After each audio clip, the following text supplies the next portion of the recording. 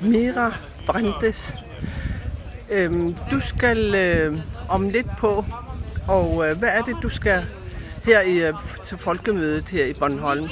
Hvad er det, du skal snakke om i dag? Vi skal tale om afkolonisering fra Danmark til Afrika, og hvordan man bevæger sig fremad.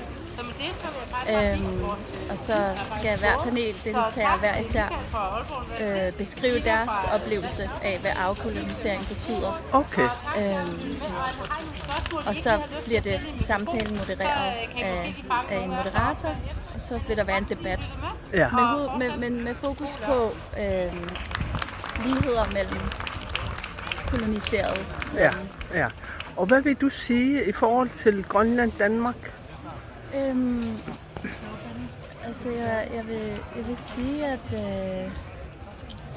det, altså for at vi overhovedet kan samarbejde,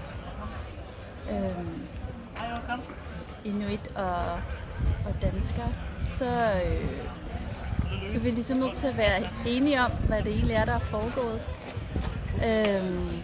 Og det oplever jeg ikke, at der er ikke engang enighed om, men viden om overhovedet. Og det starter helt ned til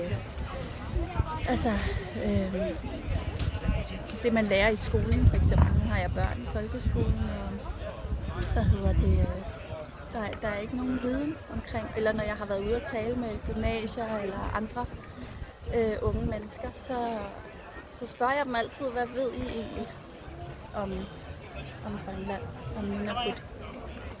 Og de siger selv, at de ved forsvindende lidt, og de ærger sig rigtig meget over det. Det er helt klart den gennemgående holdning blandt de unge, jeg taler med. Så det vil jeg nok formulere på en eller anden måde, at der er ikke nogen anerkendelse af, at Grønland eller Nunavut har været en koloni, og stadigvæk jo er det strukturelt på de fleste områder. Og hvordan man kan gøre det, hvor ansvaret ligger. Hvad er dine tanker omkring det? Jamen, jeg synes, at jeg oplever sådan, jeg har også meget globalt fokus, og jeg oplever sådan, at den globale majoritet, som BIPOC jo er ved at være sådan lidt udtømt for at skulle tage initiativer og blive hørt og banke på døre og gøre opmærksom på de her problemer, der jo er opstået. Og jeg synes, jeg savner, og der savnes en aktiv holdning blandt de stater, der har koloniseret. Altså en aktiv, progressiv holdning til, hvad man kan gøre for at afhjælpe nogle af alle de virkelig, virkelig ekstreme, i mange tilfælde, konsekvenser, kolonitiden har haft, og stadigvæk har den dag i dag. Ja. Kan du komme med nogle af de der eksempler? Jamen, der er jo generationstraumer, som man ikke har fokus på i Danmark i hvert fald. Det har man andre steder i verden. Der er strukturel racisme, som er et meget velkendt fænomen. Der er en hel palette af ting, af problemer, som i øvrigt ikke er kun er kendetegnende for inuit i Danmark eller i Nunavut, men også for alle andre koloniserede folk i hele verden. Nu havde vi jo besøg af specialrapportøren, som lavede en undersøgelse her og talte med en masse inuit aktivister, civilbefolkning og fra organisationer og forskellige repræsentanter.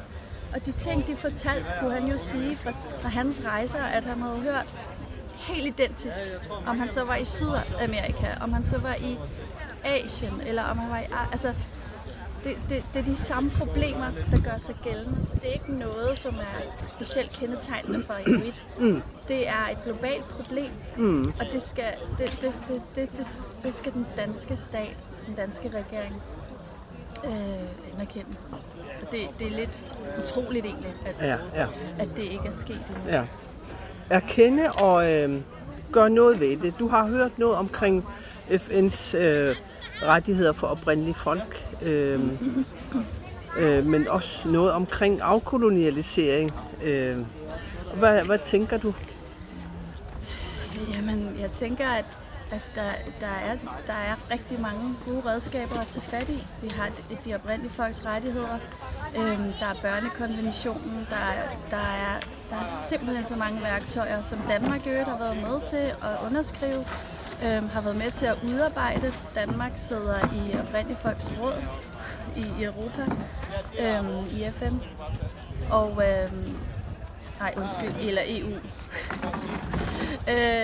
Eller det må du lige tage ud, ikke? Så Danmark er på papiret involveret, men rent praktisk, så skal der bare handling til. Altså, der skal handling til, der skal nedsættes nogle råd, der skal afsættes penge til det. Det er ikke noget, altså det er ikke en dyb tallerken, der skal opfindes. Det er noget arbejde, man kender til fra mange steder i verden, og også i Danmark. Man har nogle arbejdsgange, man nemt kan oversætte, både kommunalt og nationalt, så det er ikke, altså, der skal handling og en ændring af indstillingen.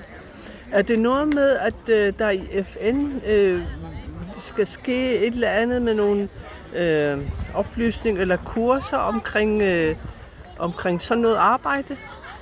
Altså man har jo her i juli et event i Genève, hvor at forskellige repræsentanter fra oprindelige folk og organisationer og sådan noget samles for at finde ud af, hvordan at man får implementeret nogle af de her værktøjer, hvordan man får målt på forandringerne, som de her værktøjer jo meget gerne skal afstedkomme. Så ja, på global plan sker der en hel masse, og så også i FN-regi jo, som staterne jo så har skrevet under på. Så det kræver noget handling. Der ligger rigtig mange ting lige for, der bliver forsket på universiteter, der er så meget aktivisme. Så nogle af dem, der sidder på magten, er nødt til at træffe nogle aktive valg, for at der kan komme en forandring. Så det er bare den der vilje til, at nu, fordi alle værktøjerne er der, en vilje, og så at kunne se, at det er nødvendigt. Ja. Okay. Har du, hvad vil du sige her til sidst? Jamen, jeg synes, at der er rigtig, rigtig mange, der arbejder på at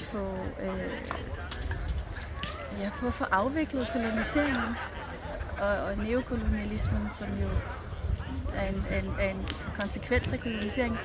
Og jeg håber, at flere vil joine, og at der kan opstå nogle samarbejder, som kan bære frugt.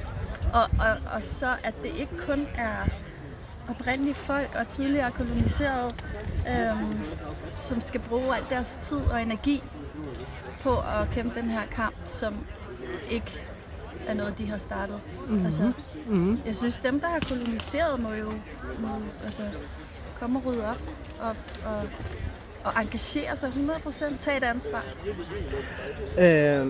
Det er underligt, at Danmark, der er kendt i resten af verden som et land, der kæmper for ligestilling og respekt for den enkelte og for de oprindelige folk, fuldstændig ignorerer problemstillingerne i deres egen baghave og gør intet for at afkolonialisere eller gøre noget for de følger, der har været af koloniseringen. Synes du ikke? Altså, jeg synes, det er jo meget tydeligt, altså det du siger. Ikke? Og det er også, altså det er jo noget, man meget nemt, hvis man altså man skal jo virkelig ikke lede særlig længe for at finde ud af, hvad sådan gennemsnitsdanskerens holdning er til Danmarks historie som kolonimagt. Altså det er virkelig ikke en samtale, der er nem at have. Og hvis man adresserer det som Inuk, så kan man nærmest ikke have den samtale, fordi man bliver skudt i skoene, at man er racist, hvilket jo er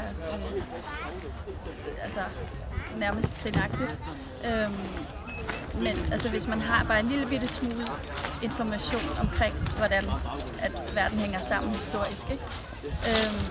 Men det er der ikke. Altså, det er ret vildt, synes jeg. God igen. Tak skal du have.